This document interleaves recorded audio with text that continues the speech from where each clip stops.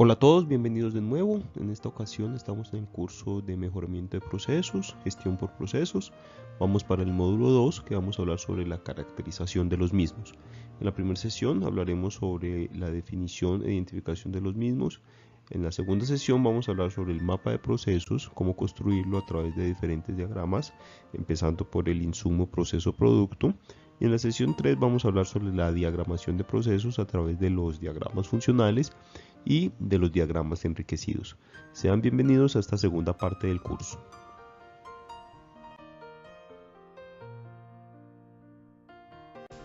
El primer paso hacia la mejora de procesos, hacia hacer gestión por procesos, es identificar los procesos que tengamos dentro de nuestras organizaciones.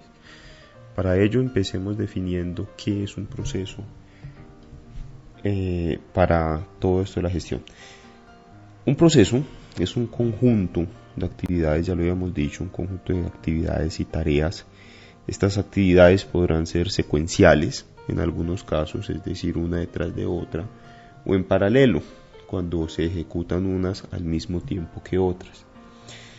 Estas actividades las genera el transformador, las hace el transformador, el productor del bien y servicio, quien toma un insumo, este insumo es dado por el proveedor, le da un valor agregado a este insumo, transformándolo en un producto final. Este producto final podrá ser, como ya lo explicamos anteriormente, para un cliente interno o para un cliente externo. Eso es lo que tenemos allí en la gráfica. La gráfica nos muestra que siempre un proceso va hacia adelante, tomando un insumo que me da el proveedor. Este insumo, como transformador o como productor, yo le doy un valor agregado, yo lo convierto en algo y lo convierto en ese producto que va al cliente. Tomemos un ejemplo de un carpintero. Un carpintero toma un insumo que es la madera en bruto, quien la ha comprado de un proveedor. Esta madera la convierte en una silla, o sea, le da el valor agregado de convertirla en una silla, y por último va el cliente, que es la persona que necesita esta silla. El cliente retroalimenta con unos requisitos al transformador. Por ejemplo, le dice: yo quiero esta silla de tal y tal forma, de tal y tal altura. Esos son los requisitos, de tal y tal color. Son los requisitos que está pidiendo el cliente sobre el transformador. El transformador, con estos requisitos, va a donde el proveedor y le dice: claro, para poder cumplir los requisitos de mi cliente, yo necesito madera arce, por ejemplo, necesito guayacán de tal y tales características. Entonces todo esto se convierte en una cadena de retroalimentaciones, donde el cliente retroalimenta al transformador, al productor, y el productor a su vez retroalimenta de requisitos al proveedor.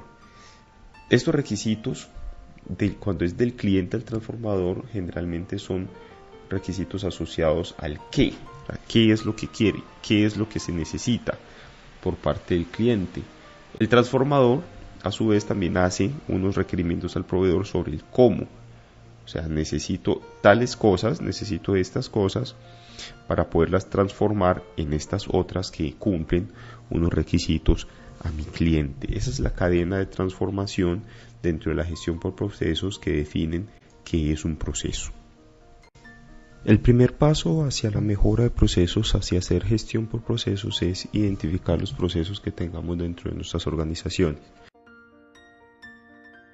Para poder definir qué es un proceso, pues un buen proceso deberá por lo menos tener muy claramente especificado las siguientes características. La primera será el objetivo. El objetivo es el propósito del proceso, qué es lo que se pretende lograr con él, hacia dónde va. Por ejemplo, en la transformación, el objetivo de la transformación es convertir la madera comprada en una silla que cumpla con las especificaciones del cliente. El responsable será la persona que orienta, la persona que observa y que mantiene el proceso bajo control, la persona que asigna los recursos necesarios para lograr el objetivo anteriormente mencionado. El alcance es la determinación de esas responsabilidades, pero ya del proceso, no en las personas, sino el proceso, o sea, es decir, hasta dónde llega el proceso. Si el proceso consiste en transformar la silla, pues hasta ahí llega, no llega hasta la distribución de la silla que mencionábamos en el ejemplo anterior. Entonces, como decía, determina la responsabilidad del proceso de tal manera que facilite su labor y que entregue un producto al cliente interno o externo hasta donde el alcance lo permita, determinando el inicio y el fin del proceso que se referencia.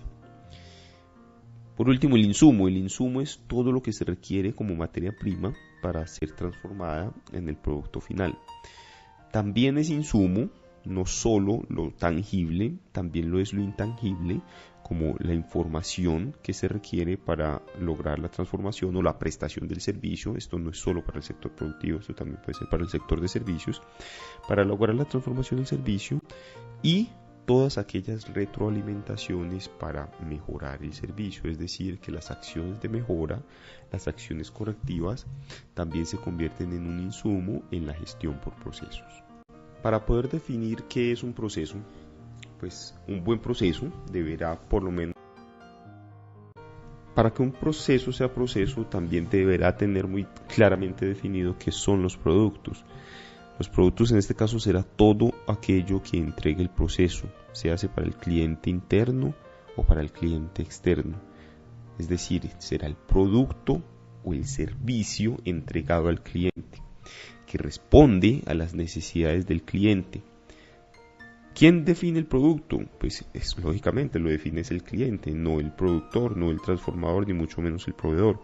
Será el cliente quien defina qué será lo que quiere como producto, qué es lo que satisface sus necesidades. Por otro lado están los recursos. Los recursos será todo aquello que permite la transformación de los insumos del proveedor en producto. Los recursos son, por ejemplo, la mano de obra, son las máquinas, son los medios logísticos, son los transportes, es la tecnología, el hardware, el software, son todas aquellas cosas entonces que permiten la transformación. Algo que también se tiene que tener definido es la duración del proceso. Para el cliente es muy importante la capacidad de respuesta que tenga el productor del bien o servicio. La duración, entonces, será el tiempo de entrega del producto desde que se hace el pedido hasta que se entrega al cliente. Por último, la capacidad es lo que el proceso es capaz de entregar en un tiempo determinado. Este tiempo lo determina la duración y la capacidad podrá estar dada en volumen, en masa, en cantidad, etc. Estos son los aspectos que definen qué es un proceso. Vamos a verlo claramente en un ejemplo a continuación.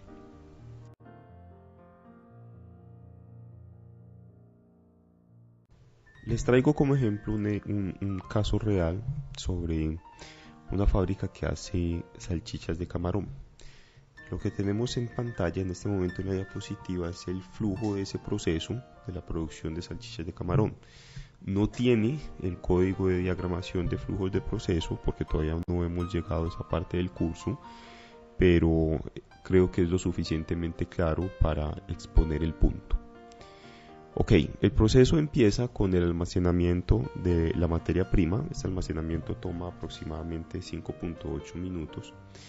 La materia prima, que en este caso son los camarones, son trasladados al molino. Ese traslado dura 3 minutos. Continúa hacia la molienda del camarón, que dura, eso es instantáneo, 0.06 minutos. Por otro lado, se van preparando los ingredientes, todas las especias que lleva la salchicha de camarón en 7.25 minutos. Se traslada las dos cosas, tanto los ingredientes como el camarón molido, hacia un mezclador. Durante 2 minutos se mezcla las dos cosas, el camarón molido y los ingredientes, las especias, durante 16.75 minutos. Se lleva a la embutidora, este transporte dura 2 minutos, y esa embutidora se le aplica una presión durante 0.17 minutos para formar cada salchicha de camarón. Se traslada las salchichas al área de cocción, se hornean durante 80 minutos, se trasladan al área de enfriamiento, se enfrían durante 1440 minutos, se trasladan a la empacadora y por último se hace el empacado y el almacenado en 10 minutos. Si notan, hay dos procesos que son realmente dispendiosos en tiempo. El primero es el horneado del embutido, que dura 80 minutos, y el segundo es el enfriamiento de las salchichas, que duran 1440 minutos. Si vamos a tomar en tiempo cuáles son los procesos importantes en los cuales deberíamos de enfocar esfuerzos para reducir el tiempo de espera y para tratar de entregar el producto lo más rápido posible, pues deberá ser en estos dos. De nada nos sirve, por ejemplo, mejorar el proceso de molienda, la actividad de molienda de camarón, que dura 0.06 minutos, o mejorar cualquier otro, o mejorar, no sé, por ejemplo, el proceso del traslado a la embutidora, o cualquiera de los otros procesos o actividades que son realmente cortos en tiempo. Si queremos mejorar todo este proceso, que es lo que veremos más adelante en el curso, técnicas de mejoramiento de procesos, pero es solo para que lo tengan en cuenta. Si queremos mejorar los procesos, tendremos que hacerlo en los que son cuellos de botella, que llamamos en el sector. Los cuellos de botella serán aquellos que son irreemplazables y que toman mucho tiempo, como el horneado del embutido, que toma más de 1 hora, pero sin duda el enfriamiento será el proceso o la actividad con mayor rigor. Vamos a ver a continuación cómo identificar este proceso, cómo construir una ficha que me permita la identificación del proceso y tenerlo documentado para los sistemas de gestión.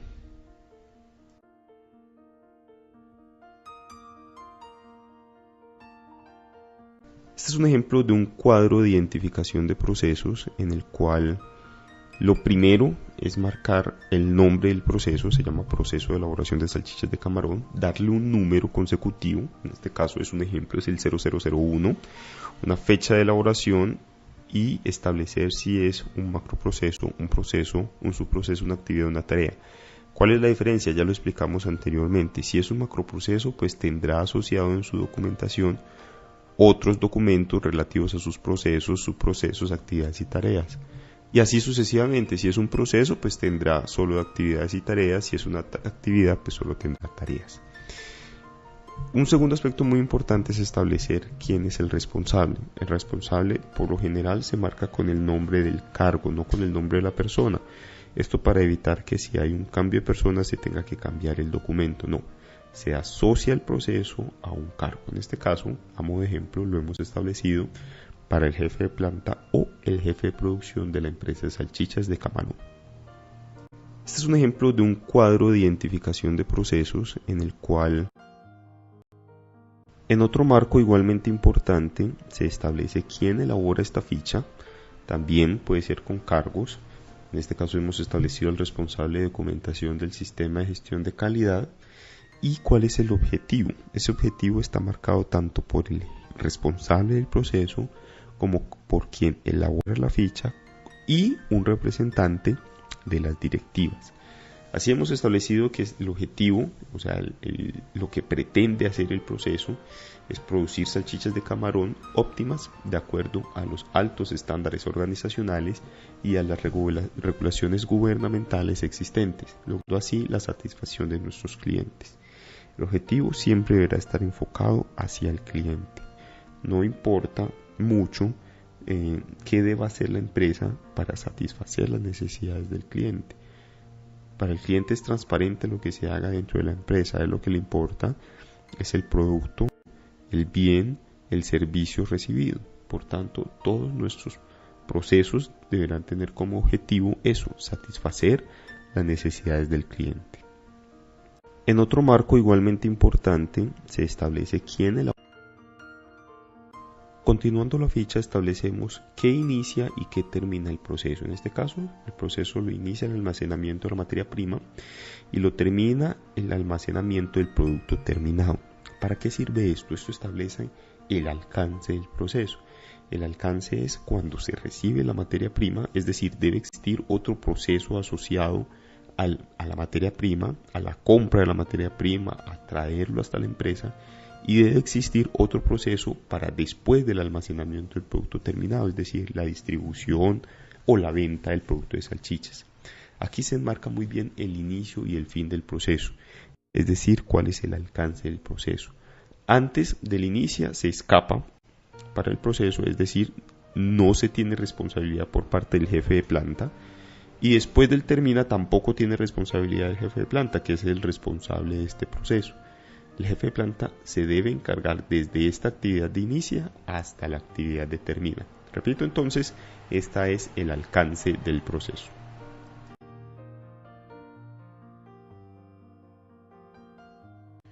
Otra parte de la caracterización entonces es hablar sobre los insumos, el producto que se recibe y por parte de quién entrega eso. En este caso es un proceso que recibe de una parte externa. Él recibirá unos datos de entrada que son cuál es el pedido del cliente y cuál es el tiempo para entregar ese pedido, asociado a ciertos formatos, como en este proceso está la actividad de almacenamiento, pues deberá haber un formato que establezca cómo se debe hacer el almacenamiento, quién lo debe hacer y en qué condiciones. También en el proceso está asociado la mezcla de ingredientes, entonces podemos poner un formato número 2 que hable de las recetas.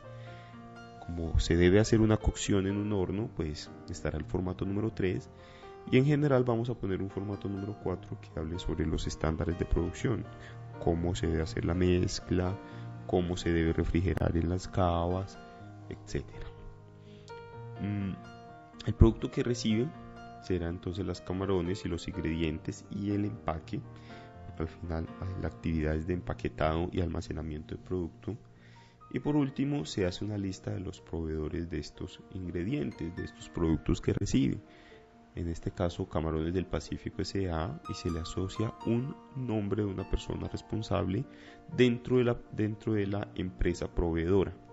En caso de que fuera un proceso interno, pues en la parte de proveedores se tendrá que establecer el proceso inmediatamente anterior, es decir, el proceso que es proveedor del actual.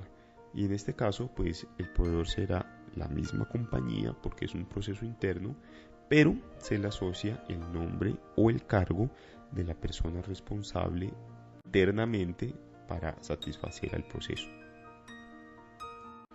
Otra parte de la caracterización entonces es hablar. De igual manera se establece para los productos de salida, es decir, cuando termina el proceso, están asociados y son listados, información, tablas. Para el sector alimenticio es importante dar la tabla de valor nutricional, la fecha de fabricación, número de lote y fecha de expiración. El producto que se entrega efectivamente son las salchichas de camarón empacadas y unos formatos asociados. Hemos puesto INVIMA, que es el ente regulador en Colombia, y algunos registros de buenas prácticas de manufactura, el 06 registros PPM. El cliente final, es decir, la empresa que hace la distribución, nos hemos inventado un nombre y hemos dicho Congelados del Norte S.A. e igual le hemos asociado una persona responsable con su cargo, que es el coordinador de logística.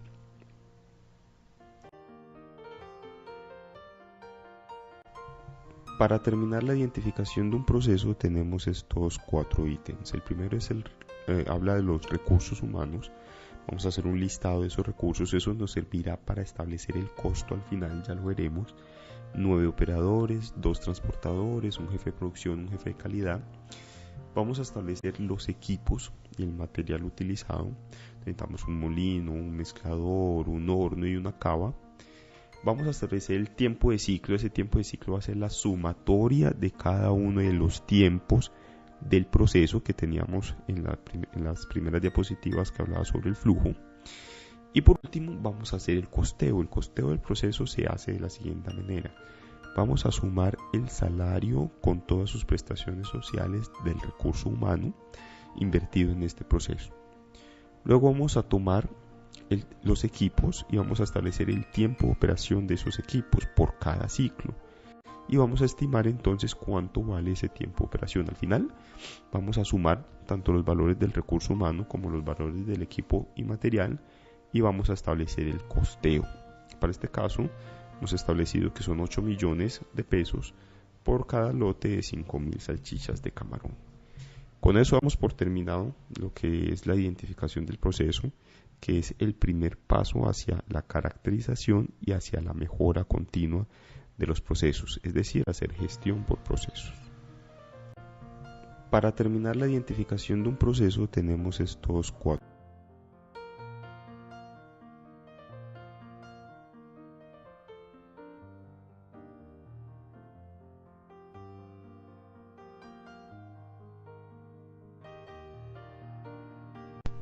Hola y bienvenidos de nuevo a yomecapacito.com. En esta ocasión estamos en el curso de gestión por procesos, en la sesión 3, que estamos hablando ya de la caracterización de los procesos. La caracterización va más allá de la identificación. La idea es describir detalladamente en qué consiste un proceso. La caracterización entonces es un documento precisamente que describe a profundidad la secuencia de actividades que deben seguir las personas involucradas en el desarrollo del proceso. La caracterización incluye, entre otras cosas, los diagramas de flujos, los diagramas enriquecidos, los diagramas insumos, proceso-producto y los diagramas funcionales. La caracterización entonces es un paso que se sigue después de la identificación. Lo primero es tratar de identificar cuáles y cuántos son los procesos que tiene una compañía, una organización, y luego ahora sí intentar caracterizarlos a través de varios mecanismos. La caracterización es importante cuando se quiere detallar, cuando se quiere describir el flujo organizacional y cuando se quiere analizar cómo están los procesos y cómo se pueden mejorar. Entonces, la identificación se convierte en el primer paso hacia la mejora de los procesos, hacia de verdad hacer gestión administrativa a través de los procesos. Hola y bienvenidos de nuevo a yomecapacito. Como le mencionaba anteriormente, la caracterización de procesos son un conjunto de documentos, unos formatos, unos instructivos, unos registros y unos diagramas que caracterizan, que detallan lo que es el proceso en su totalidad. Los formatos hacen parte de ellos, son documentos dispuestos para registrar allí los datos y la información pertinente a cada una de las etapas del proceso. Mientras que los instructivos son documentos que describen la manera específica en la que se deben elaborar o en las que se deben hacer las actividades y las tareas. Por otra parte, los registros serán documentos que muestren los resultados obtenidos, que proporcionen las evidencias de las actividades desempeñadas. Un registro, por ejemplo, es una factura. Una factura es el registro, la evidencia de una actividad de compra, por ejemplo. Existe un control de registros para poder establecer las características generales que deben tener todos los registros generados por una organización. O sea, no se pueden cambiar los registros a gusto, ellos deben estar controlados, vigilados y documentados. Así, estos registros deberán tener un proceso de emisión, un proceso de revisión, aprobación, conservación, recuperación y divulgación. Un registro debe pasar por todas las etapas del ciclo PHBA para que se pueda aprobar, para que se pueda difundir.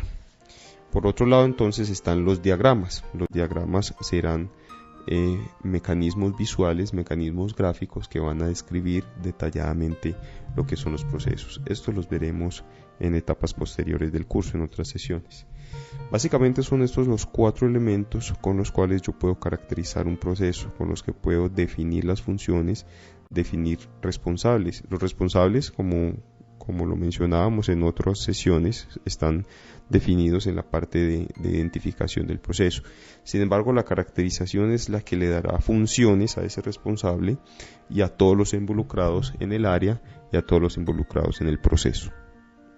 Como le mencionaba anteriormente, la caracterización de procesos son un conjunto de documentos, unos formatos, unos instructivos.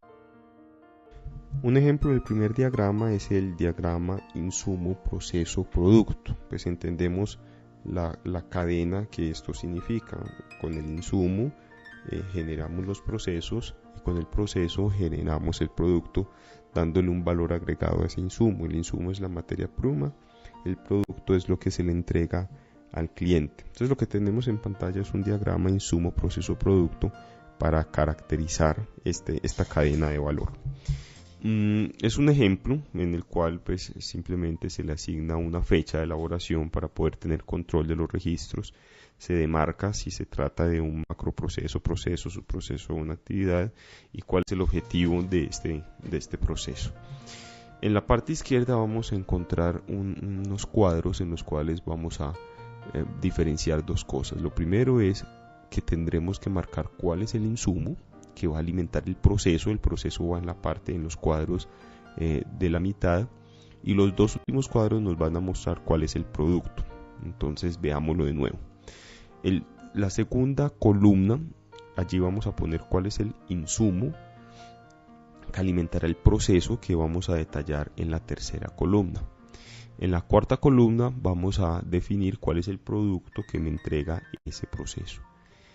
En la primera columna entonces va a definir quién es el responsable del insumo, es decir, quién es el proveedor, mientras que en la última columna vamos a poner quién es el responsable del producto, es decir, quién es el cliente. Vamos a ayudar al cuadro, en los cuadros de la mitad, los cuadros de la tercera columna, los vamos a ayudar poniéndoles una P si se trata de una actividad de planeación, una H si es una actividad del hacer, una V si es una actividad de la verificación y una A si es una actividad de actuación. Este cuadro, ¿para qué nos sirve? Este cuadro es la primera idea sobre un flujo de procesos, claro, porque si yo tengo el primer insumo, luego lo alimento de un proceso y luego obtengo un producto, pues voy a tener la primera cadena de valor.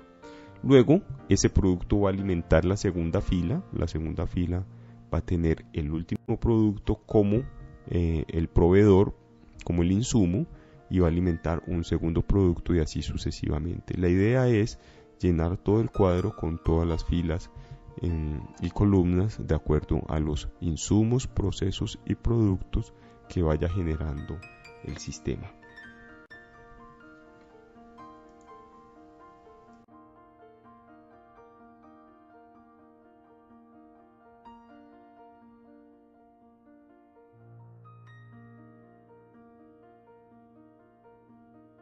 Una vez construido las cadenas de insumo, proceso, producto, queda mucho más fácil mostrar cómo son estos flujos, estas secuencias de actividades a través de los diagramas. El primero de los diagramas es el diagrama enriquecido, que es el más sencillo, pero a la vez es el más ilustrativo de todos los diagramas. Por lo general los vamos a encontrar en las plantas de producción, los vamos a encontrar en las oficinas, pegados en las paredes, de modo que su interpretación sea lo más fácil posible. Con simplemente echarle un vistazo podremos entender de qué se trata el proceso o de qué se trata la organización, que es lo que intenta hacer. El diagrama enriquecido es una representación gráfica que presenta las ideas del proceso mediante la utilización de unas figuras. Esas figuras, esa representación gráfica, es las actividades identificadas. Cuando sea posible, se deben identificar con la distancia que van a recorrer o con la frecuencia del recorrido. Los encontramos en muchos niveles organizacionales como una primera medida de identificación del proceso. Incluso un diagrama de evacuación en la que se muestra un pequeño dibujo de una persona saliendo por una puerta es un diagrama enriquecido, en el cual te indica que el proceso que debes hacer es salir por esa puerta. Vamos a ver un diagrama enriquecido bastante bueno en la siguiente diapositiva. Una vez construido las cadenas de insumo, este es el ejemplo de un diagrama enriquecido para mostrar cómo se da la producción y distribución de energía eléctrica en Colombia. Entonces el diagrama se entiende muy fácilmente. Se entiende que la primera parte empieza en la subestación de generación. Allí, que por lo general es hidroeléctrica, se genera la energía. Esa energía es transportada a 500 kilovoltios por las líneas de transporte desde la subestación de generación hasta la subestación de transmisión. En la subestación de transmisión se le baja el voltaje hasta 230 kilovoltios para llevarse a la subestación de transmisión. En la subestación de transmisión vuelve y se disminuye su voltaje hasta 110 kilovoltios hasta la subestación de distribución. La subestación de distribución de nuevo se le baja el voltaje, se cae el voltaje a 13.2 kilovoltios hasta llegar a los puntos de demanda. Si la demanda va a ser al sector hogar, pues entonces va a haber unos pequeños transformadores que bajarán de nuevo el voltaje para que llegue a 110 o a 220, que son las líneas usadas en los hogares. Como se ve, es un diagrama bastante sencillo en el que se intenta mostrar unas gráficas bonitas de fácil entendimiento para ilustrar cuál es el proceso que se lleva a cabo. Esto es un ejemplo muy encontrado, lo tomamos gracias a la empresa Codensa S.A., una empresa generadora de energía eléctrica colombiana, que nos facilita esta clase de diagramas a través de la página web. A lo que voy es que los diagramas enriquecidos deben ser lo más sencillo posible, debe utilizar gráficos. En muchas ocasiones uno encuentra que son gráficos ricos en color, ricos en formas, pero incluso diagramas muy sencillos, gráficas muy sencillas también pueden ilustrar perfectamente el punto. La idea es ilustrar lo que se está haciendo de la mejor manera, la forma más fácilmente entendible.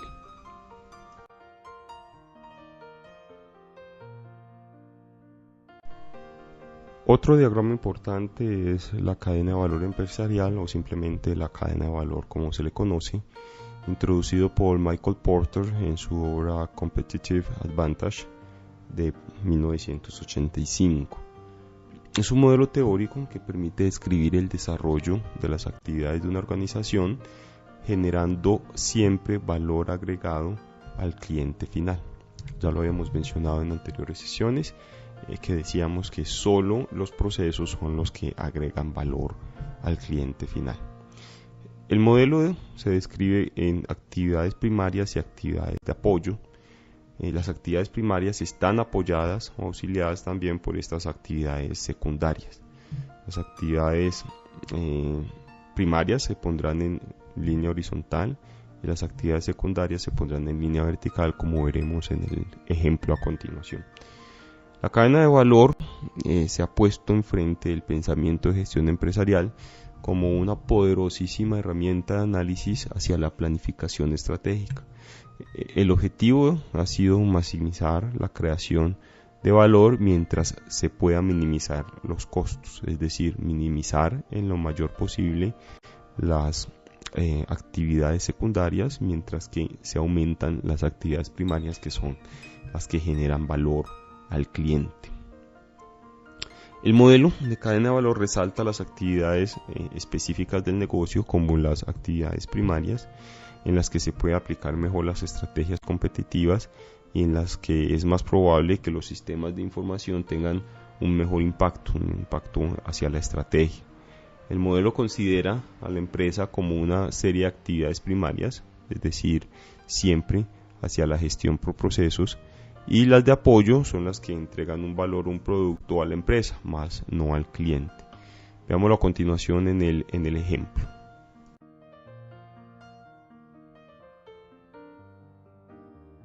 Tenemos en el ejemplo una cadena de valor mostrada precisamente en el libro de Michael Porter en el 87. Las actividades primarias mostradas horizontalmente, el aprovisionamiento, las operaciones, la logística, el mercadeo, el servicio, mientras que hay unas actividades de apoyo a estas actividades primarias, como la infraestructura de la empresa, las finanzas, las compras, el desarrollo tecnológico. Lo que dice la cadena de valor es que en la medida de que crezcan las actividades primarias y disminuyan las actividades de apoyo, el margen operacional va a crecer. Ese es el resumen de la cadena de valor y es lo que se muestra en la gráfica. Tenemos en el ejemplo una cadena de valor mostrada. Otro diagrama importante es el diagrama funcional, pues para mí sería el más importante de todos. Es sin duda la mejor forma de diagramar un proceso porque muestra el flujo de proceso, muestra a los responsables y muestra a las áreas responsables de cada actividad. Básicamente es un diagrama de flujo secuencial en el que muestra todas las actividades que pueden ir en serie o en paralelo y además muestra quién es el responsable de hacer cada actividad, quién le recibe, quién le despacha. Todo se muestra bajo el esquema de gestión por procesos. El diagrama funcional fue introducido hace muchísimo tiempo bajo una estructura gerencial para asignar actividades, para asignar recursos y sobre todo para asignar responsables. Veámoslo en la siguiente diapositiva.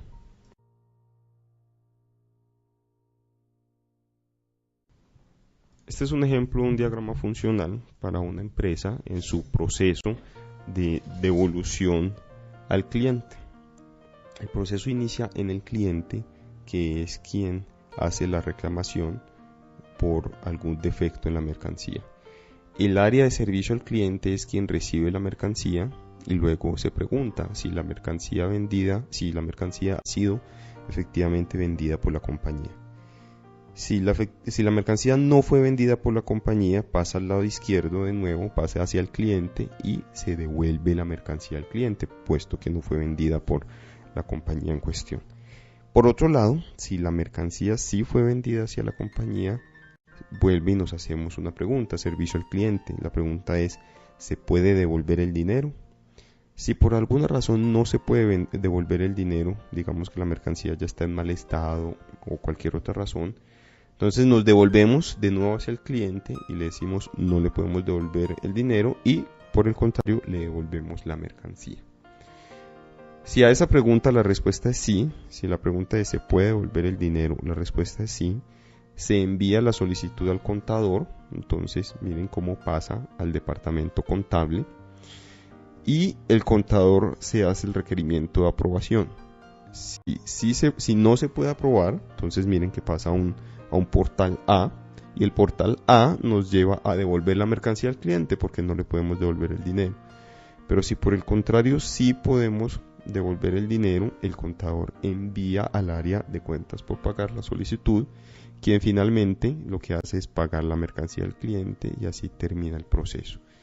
Lo que se ve allí es un diagrama de flujo perfectamente en el que se tienen varias actividades, varias preguntas, en el que se tiene 4 actores que son el cliente, servicio al cliente, departamento contable y cuentas por pagar. El diagrama funcional muestra en la forma más clara posible cómo funciona un proceso y quiénes son sus responsables. Además, a este diagrama se le puede asignar el tiempo de ciclo y el tiempo entre actividad y actividad para hacerlo aún más completo. Este es un ejemplo de un diagrama funcional para una empresa en su proceso de devolución al cliente. Pero para hacer un diagrama funcional yo no lo puedo hacer con los símbolos que yo quiera. Existen unos símbolos ya estandarizados para hacer un diagrama funcional como se muestran en la figura en el slide último. Tenemos para iniciar el ciclo o finalizar el ciclo el símbolo que es un cuadrado con las puntas redondeadas. Si nos necesitamos hacer una pregunta que tenga 2 respuestas, sí o no, utilizamos el rombo. Si hay una actividad que sea revisar, controlar, verificar algo, utilizamos el círculo. Si la actividad es imprimir un documento, es decir, un registro, un formato, una factura o algo por el estilo, una cotización, utilizamos el símbolo de documento impreso. El símbolo, una flecha gorda, será para el transporte, sea el transporte físico o el transporte virtual, utilizamos la flecha gorda. Si simplemente es una operación, una actividad como la que veíamos en el ejemplo anterior de devolver el dinero, utilizamos un rectángulo. Y si necesitamos almacenar algo, almacenar la materia prima o almacenar el producto terminado, utilizamos un triángulo invertido. Así pues, damos fin a la parte de diagramación. Los espero en la próxima sección de gestión por procesos. Muchas gracias. Pero para hacer un diagrama funcional yo no lo puedo hacer con los símbolos que yo quiero.